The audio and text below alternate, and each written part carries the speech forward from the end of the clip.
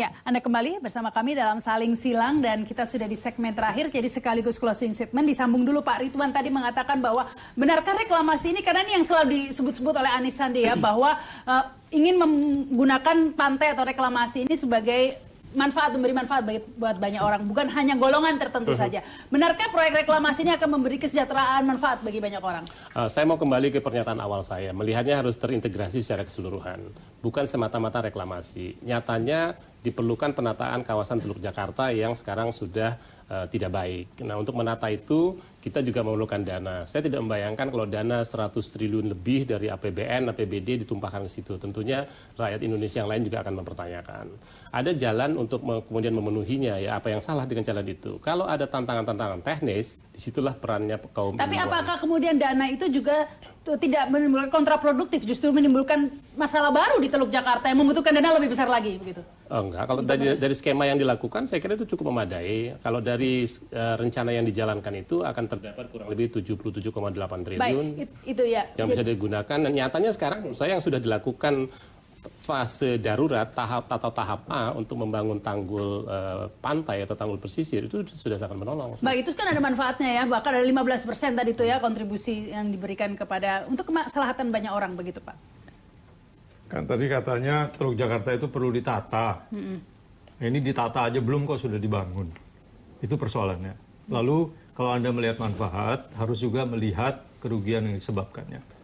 Itulah perlunya kajian lingkungan hidup strategis. Bukan hanya melihat untungnya, tapi melihat dampaknya. Jangan-jangan 77 triliun itu tidak ada artinya dibandingkan kerusakannya akan terjadi bukan hanya di situ, tapi di dua lokasi yang lain sebetulnya.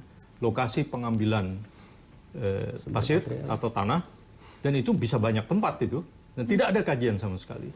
Kedua, harusnya yang benar ya, kalau menumpuk pasir di laut itu, kalau di bawahnya ada lumpur harus dibuang dulu. Kita juga tidak tahu buangnya kemana itu. Itu tempat kerusakan yang ketiga. Gitu. Jadi jangan melihat untungnya saja, tapi lihat ruginya. Kedua, penataan dulu baru melakukan. Kalau itu dilakukan tanpa penataan, berarti ada hal-hal yang sangat layak dicurigai kan? Kemudian malah sekarang, karena sudah terbalik maka diburu-buru makin dilanggar. Itu sebabnya sudah benar rekomendasi dari Menko Maritim yang dulu, stop dulu, kaji dulu yang benar. Apa masalahnya ini? Apa memang perlu atau tidak? Tata dulu, baru mulai kerja. Pikir dulu sebelum kerja. Baik, baik. Ini kalau kata orang kan dihitung dulu Pak, manfaat dan mudorotnya ini Pak. Saya sambung dari Marco, kan memang di moratorium, dikaji. Dari kaji dijawab. Sudah. Mana ada kajiannya, kita minta kajiannya nggak pernah dikeluarkan Tunggu Pak. Marco, nanti urusan lain. Kita mengajukan secara Ya ini resmi. kan tidak boleh dicabut tanpa ada penjelasan ke publik Pak.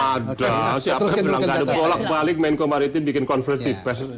Jadi kalau Tidak ada bahan tertulis. Boleh kalau mau. Oh baik, boleh sekarang udah boleh ya? Oh, enggak boleh, enggak. Keterbukaan publik, informasi publik ya. Enggak pernah ada yang ditutup-tutupi. Ya, bisa langsung minta Pak, teleponan aja. Boleh. Jadi saya jawab Baik, tadi silakan. ini tadi ya, di Marco tadi juga termasuk tadi Alam tadi bahwa apa yang listnya itu sudah ada jawabannya. Kan nggak mungkin juga ya pemerintah pusat kemudian ngaur. Oke, saya kembali ke reklamasi tadi.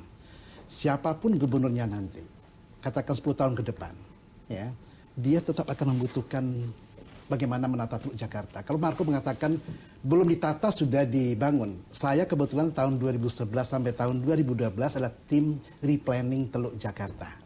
Cari dokumennya. Itu artinya Pak, dilakukan penataan dulu sehingga 13 Pantas pulau kalau keluar. gitu saya tahu mengapa rusak. Ya, nggak apa-apa. Itu hak Anda mengatakan rusak. Kenapa? Karena memang itu adalah hasil kerja tim bersama. Gitu. Iya, iya. Ya, jadi kalau saya sudah tahu dari dulu Marco ini, dia selalu miring saja. Apapun juga terkait dengan ini gitu kan. Biasa Makanya Pak sejak miring dulu. Pak, yang penting ada argumentasi Ya, saja. saya. Makanya kemudian kalau ada yang tidak sinkron, disinkronkan, kalau ada legal aspeknya yang tidak beres, dibereskan. Ya, kalau ada kemudian masa sosialnya, kita ada masa sosialnya. Apa yang dikatakan Pak Ridwan tadi? Kita itu mencari solusi, bukan kita kemudian menimbulkan masalah baru gitu. Ya, bikin Semangat dulu itu yang kemudian kita zonasinya. inikan. Itu namanya penataan. Ya, kalau dibutuhkan zonasi, silakan. Lo bukan dibutuhkan atau tidak, itu perintah undang-undang. Iya, kan, Bagaimana? Anda yang silakan saya katakan. Lah iya.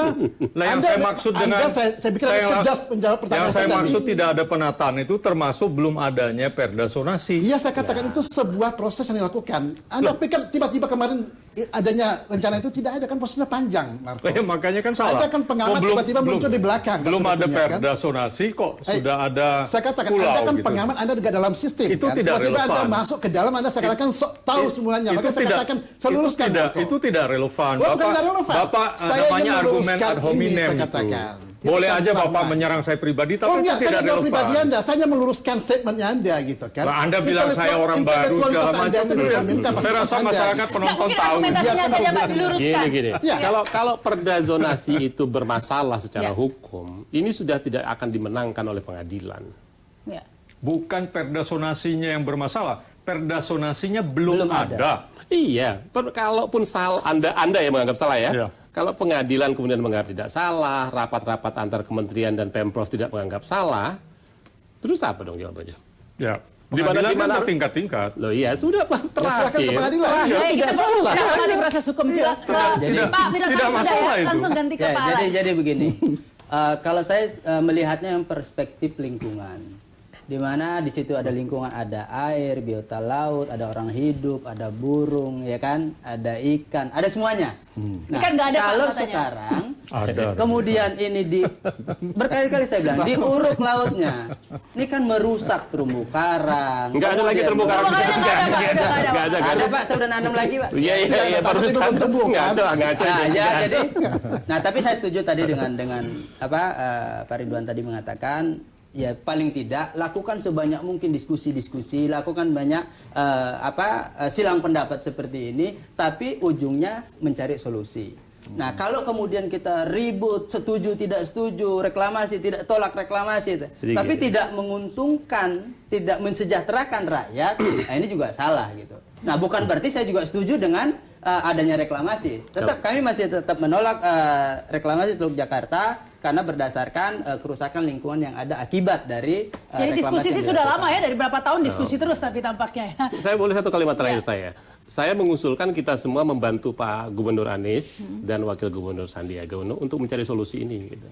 Beliau kan akan sulit kalau dipertentangkan begini terus. Saya cenderung kita semua, mari sama-sama kita Apa bantu. ya ini menarik ini Pak. Jadi nyambung lagi Pak Marco, dicari solusinya. Artinya jangan ngotot menolak proklamasi saja, cari jalan tengah lah. Yang ngotot kan pemerintah pusat juga kan, mengapa harus jalan gitu, pada pelanggaran begitu banyak. Jadi sama-sama ngotot kalau Ya, gitu jadi ya, Pak. saya setuju harus dicari solusi. Tapi Ya, kalau silakan bicara dengan gubernur toh. Kalau pelanggaran begitu banyak, saya nggak setuju. Pengadilan sudah mengatakan tidak.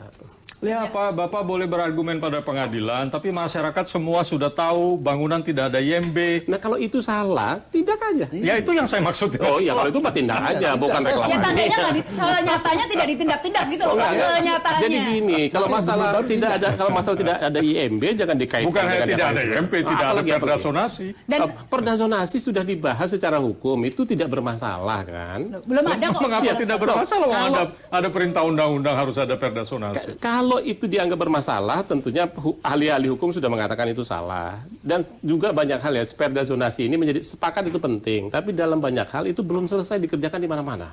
Kan kita nggak bisa juga membiarkan negara ini tidak berkembang, tidak membangun Wah, menurut. kalau itu saya setuju, itu pikiran yang berbahaya. Itu. No. Kalau tidak ada aturan lalu boleh melakukan apa saja. Bukan, itu saya rasa akan menyembulkan chaos. Itu. Bukan begitu. Jadi memang perlu aturan ya, tapi hidup kita ini tidak semata-mata oleh aturan itu saja. Kalau memang itu diperlukan silakan aja. Kita bicara negara, Pak, bukan hidup kita pribadi-pribadi. Baik, Kita hidup tampaknya ini manusia. harus disambung ini diskusinya Pak. Mungkin disambung 2 tahun lagi nih Pak sampai jadi nanti reklamasinya. Pemirsa demikian Saling Silang. Terima kasih atas perhatian Anda. Saya Rama Sarita. Selamat malam, sampai jumpa. Terima kasih Bapak-bapak.